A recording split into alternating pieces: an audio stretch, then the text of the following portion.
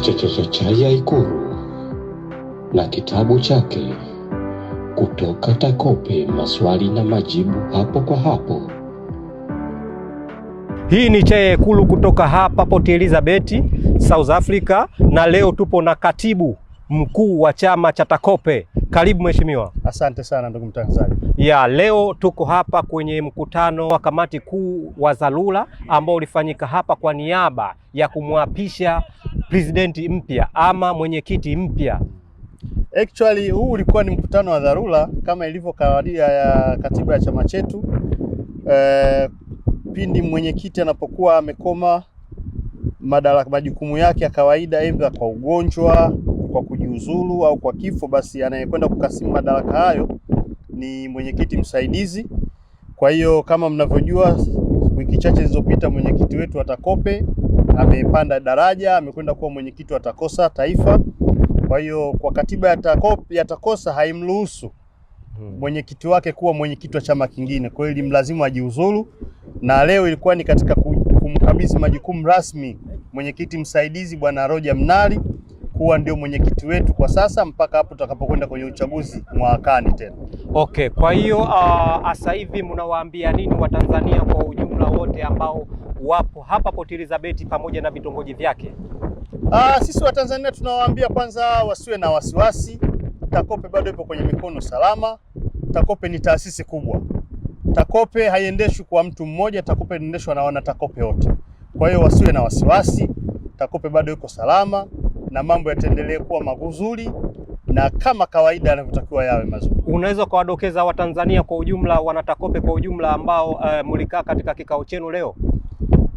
Kolamu ya wajumbe wote ilikuwa ni kama kolamu ya watu, mpaka niangalie kwenye daftari, lakini sio chini ya watu 10 ambao kwa ujumla wake inatakiwa wapo watu kama 15 kukamilisha kolamu nzima ya wajumbe. Kwa hiyo namba ya wajumbe iliyokuwepo leo ni namba halali ambayo imeweza kuthibitisha kwamba Bwana Roger Mnali kuwa mwenyekiti wetu.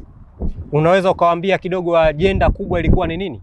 Ajenda kubwa ilikuwa ni kumthibitisha pamoja na kumtafuta mwenyekiti msaidizi ambaye naye atakaimu hayo madaraka ya mwenyekiti msaidizi mpaka hapo uchaguzi utakapofanyika. Na vile vile tulikuwa tuna ajenda ya kutengeneza plani ya chama kwamba nini tunatakiwa tukifanye kwa ajili ya kukitengeneza chama na kiendelee kiweze kwenda mbele zaidi. Kumbuka hapa nje, huku nje ya chama kuna watu ambao wanauliza kila siku maswali yao, especially wanatuuliza sisi tukiwa kama vyombo vya habari kwamba wao watanufaika vipi na TACOPE kwa sababu wanatoa michango yao. Na wao vile vile wafanyabiashara wanataka wapate mikopo. Hii imekaaje ukiwa kama katibu? Ujue kiuhalisia ni kwamba TACOPE bado ni changa na ndio tunaanza.